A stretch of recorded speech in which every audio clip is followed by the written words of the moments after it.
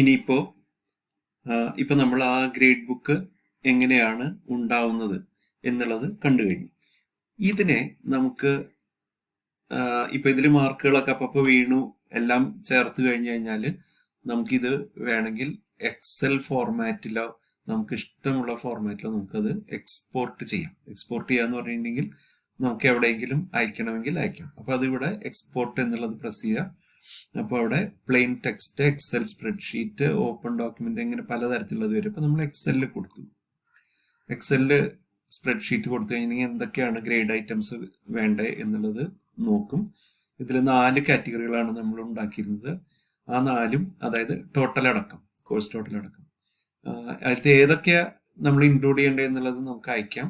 Export format അത് നമ്മൾ suspend ചെയ്തിട്ടുള്ള യൂസേഴ്സിന് വേണോ, അതോ മറ്റേ ഗ്രേഡ് എക്സ്പോർട്ട് ഡിസ്പ്ലേ പെർസെൻറ്റേജ് ആയിട്ട് വേണോ, ആക്ച്വൽ മാർക്കായിട്ട് വേണോ, അതോ നമുക്കൊരു ഇതായിട്ട് ABCD എന്ന പെർസെൻറ്റേജ് ആയിട്ട്, അല്ല, ഒരു ലെറ്റർ ആയിട്ട് കൊടുക്കണം. നമുക്ക് എങ്ങനെ വേണമെങ്കിൽ ചെയ്യാം. എത്ര ഡെസിമൽ പ്ലേസ് വേണം എന്നുള്ളത് വരെ നമുക്ക് തീരുമാനിക്കാം. പബ്ലിഷിംഗ് ഓപ്ഷൻസ് ഉണ്ടാകുന്നു, പക്ഷെ നമ്മൾ ചെയ്യണമെന്നില്ല. ഇനി നമുക്ക് എക്സ്പോർട്ട് കൊടുക്കാം. എക്സ്പോർട്ട് കൊടുത്തു കഴിഞ്ഞിട്ടുണ്ടെങ്കിൽ ഇതവിടെ നമ്മുടെ ഡെസ്ക്ടോപ്പിൽ നമുക്കത് സേവ് ചെയ്യാം. OFC ഗ്രേഡ്സ് എന്ന് പറഞ്ഞിട്ട് കാണും.